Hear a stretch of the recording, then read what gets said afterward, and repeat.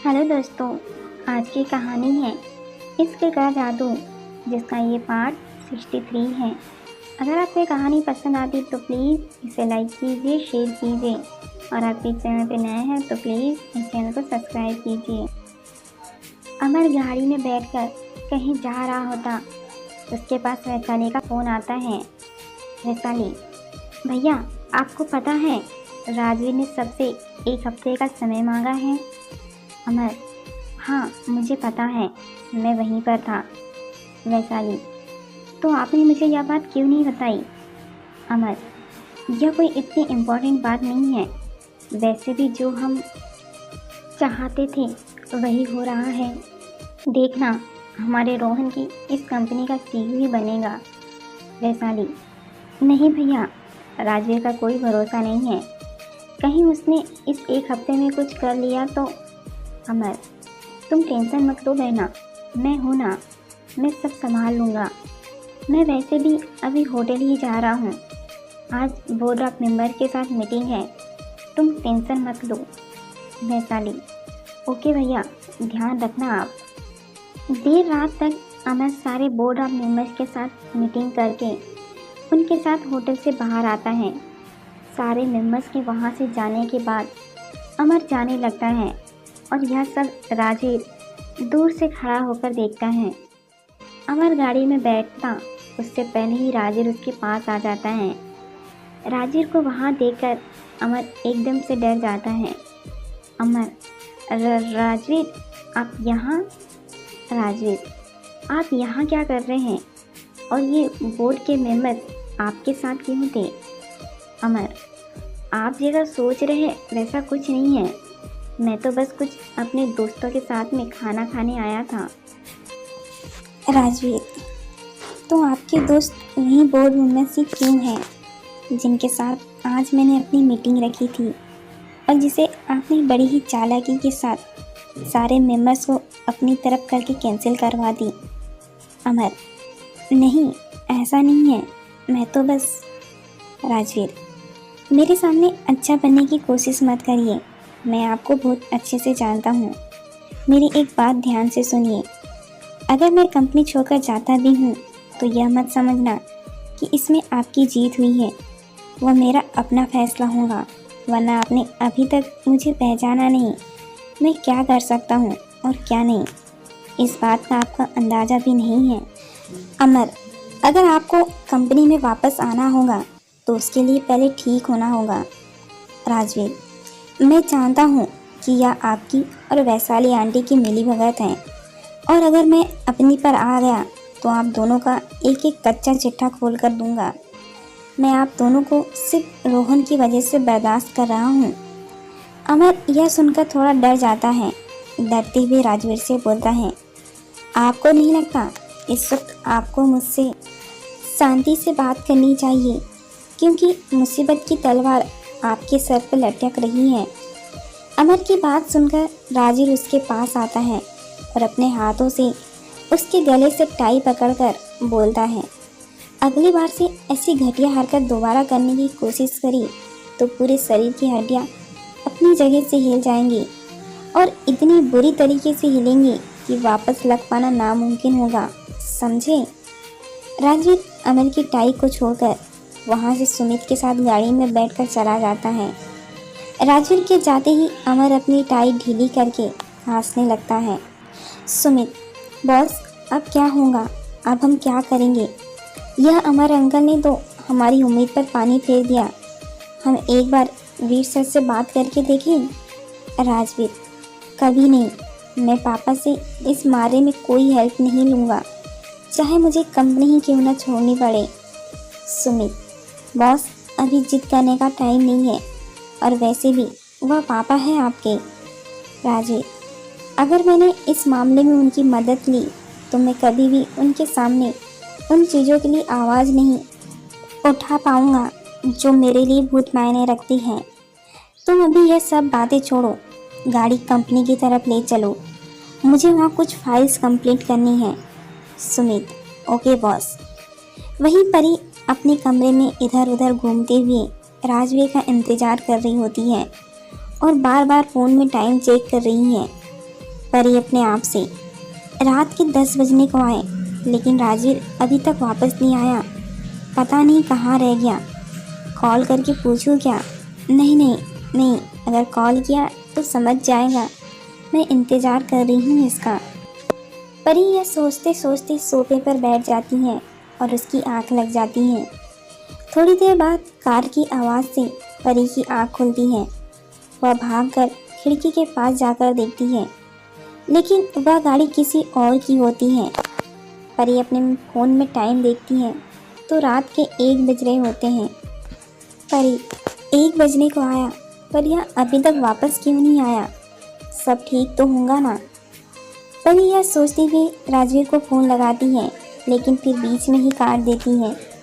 परी नीचे आती है और रेस्टोरेंट के बाहर सीढ़ियों पर बैठकर राजवीर का इंतज़ार करने लगती है।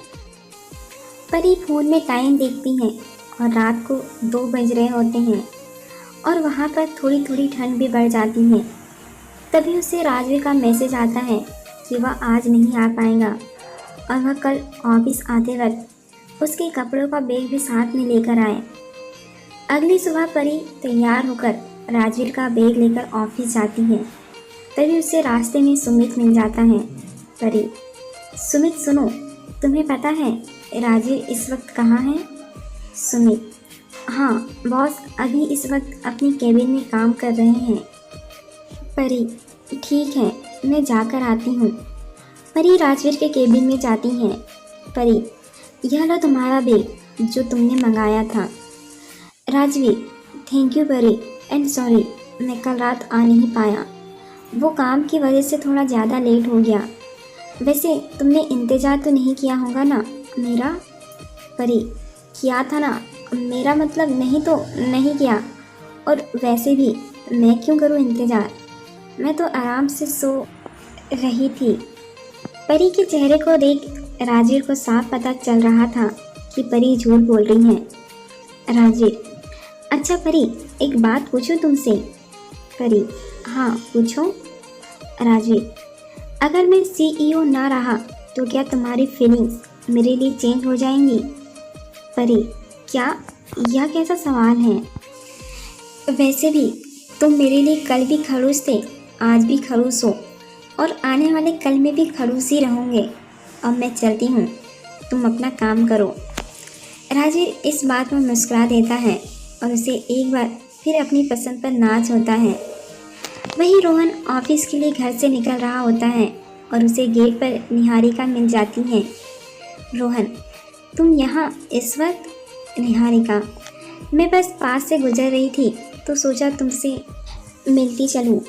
रोहन, अच्छा। निहारिका, दरअसल तुम आजकल मेरे फ़ोन नहीं उठाते हो तो मैंने सोचा तुम्हारे हाल चाल जान लूँ। रोहन, मैं बिल्कुल ठीक हूँ, तुम्हें मेरी फिक्र करने की ज़रूरत नहीं है। निहारिका, राजवीर कैसा है, वो ठीक है? रोहन, ओह तो तुम्हें भाई के बारे में जानना है। जब से उनकी बीमारी के बारे में पता चला है तब से वह बिल्कुल ठीक नहीं है। जल्दी वह अपना रेजिग्नेशन लेटर देने वाले हैं कंपनी को, और उसके अलावा इन दोनों उनकी तबीयत बिल्कुल सही नहीं है। निहारिका यह सुनकर बहुत परेशान हो जाती है। उसे राजवीर की बहुत टेंशन होने लगती है। रोहन निहारिका के चेहरे की तरफ देखकर, तुम्हें अगर भाई की इतनी ही टेंशन है तो खुद जाकर उनसे मिल क्यों नहीं लेती? निहारिका, मुझे अभी एक ज़रूरी काम याद आ गया, मैं तुमसे बाद में मिलती हूँ, बाय। दिन में रेस्टोरेंट में एक आदमी शर्मिला के पास आता है। अपने हाथों में ग्लव्स, मुंह पर मास्क लगाया होता है और उसके हाथ में एक ब्रीफकेस होता है। शर्मिला उस आदमी को देखकर, जी आपको क्या चाहिए आपको? वह आदमी शर्मिला को बोलता है, नमस्ते मैडम, हमारा नाम कमलेश है, हम वह क्लीनिंग के लिए यहाँ पर आए हैं। आपने हमारी कंपनी में फ़ोन करके अपॉइंटमेंट ली थी ना, आपके यहाँ बहुत सारे मच्छर और कॉकरोच हो गए हैं, हम बस उन्हीं का सफाया करने आए हैं। शर्मिला, अच्छा लेकिन कंपनी ने बोला था कि उनका आदमी तो 2 दिन बाद आएगा, तुम 2 दिन पहले कैसे आ गए? कमलेश, अरे वो क्या है ना मैडम, कस्टमर हमारे लिए भगवान के जैसे हैं। भगवान को इंतज़ार कराना तो अच्छी बात नहीं है, इसलिए हम जल्दी आ गए। आप कहें तो हम सफाई शुरू करें? शर्मिला: ओके ठीक है। देखो, यह सामने किचन है, उसके पास स्टोर रूम है, ऊपर 2 कमरे हैं और नीचे यह सीढ़ियों के पास में एक कमरा है। देखो, अच्छे से सफाई करना, वरना पैसे काट लूँगी तुम्हारे। कमलेश: आप चिंता ना करिए मैडम, हम सब कुछ एकदम अच्छे से साफ कर देंगे। शर्मिला: ठीक है, पहले किचन से साल चालू हो जाओ। शर्मिला उसके साथ किचन की तरफ जाने लगती है, लेकिन तभी 2-3 कस्टमर शर्मिला को ऑर्डर देने के लिए बुला लेते हैं। शर्मिला कमलेश को काम करने के लिए बोलकर कस्टमर के पास चली जाती है और शर्मिला के जाते ही वह आदमी सबसे नज़र बचाकर चुपचाप ऊपर के कमरे की तरफ चला जाता है। वह आदमी सबकी नज़रों से बचकर ऊपर परी के कमरे के अंदर जाता है और अपने चेहरे से मास्क उतारता है। वह आदमी कोई और नहीं बल्कि निशांत होता है। निशांत फटाफट से परी के कमरे का गेट बंद करता है और अपना ब्रीफकेस खोलकर उसमें से रिमोट जैसी एक मशीन निकालता है। वह ऐसी मशीन होती है जो किसी भी चीज़ से आने वाली अलग तरह की एनर्जी को डिटेक्ट कर सकती है। निशांत उस रिमोट को लेकर कमरे की छानबीन करने लगता है। बेड के ऊपर, नीचे, वहाँ पर रखे सामानों पर, दीवारों पर, अलमारी के अंदर वह कमरे का एक एक कोना छान मारता है, लेकिन रिमोट से कोई सिग्नल नहीं मिलता। वह परेशान होकर वहाँ से जाने लगता है। तभी उसके रिमोट से बीप की आवाज़ के साथ रेड लाइट चमकती है, जिसे सुनकर निशांत एकदम चौकन्ना हो जाता है। वह सिग्नल उस सोफे के पास से मिल रहे थे और जैसे जैसे वह सोफे के करीब जा रहा था, सिग्नल और स्ट्रांग होते जा रहा था। सोफे के सामने जो टेबल लगी हुई थी, उस पर एक छोटा सा फ्लावर पॉट रखा हुआ था और उसके बगल में चीनू वहाँ बैठा हुआ था और ये उसी में से आ रहे थे। चीनू निशांत को अपने पास आता हुआ देखकर एकदम से घबरा जाता है। चीनू: हे भगवान, यह मेरे पास क्यों आ रहा है? निशांत चीनू के पास जाकर उसे अपने हाथ में लेता है। निशांत हैरानी से चीनू की तरफ देखता है। यह तो एक मामूली सा खरगोश लग रहा है, लेकिन इसके पास से मुझे इतने स्ट्रॉन्ग सिग्नल कैसे मिल रहे हैं? आखिर क्या चीज़ है यहाँ? निशांत को उस टाइम कुछ समझ नहीं आता। वह चीनू को अपने साथ लाए हुए एक अलग तरह के बॉक्स में डालकर बैग के अंदर रखता है और सबकी नज़रों से बचकर चुपचाप वहाँ से चला जाता है। चीनू अपने मन में परी से बात करने की बहुत कोशिश करता है, लेकिन परी की शक्तियाँ कम होने के कारण चीनू की आवाज़ उस तक नहीं पहुँच पाती हैं।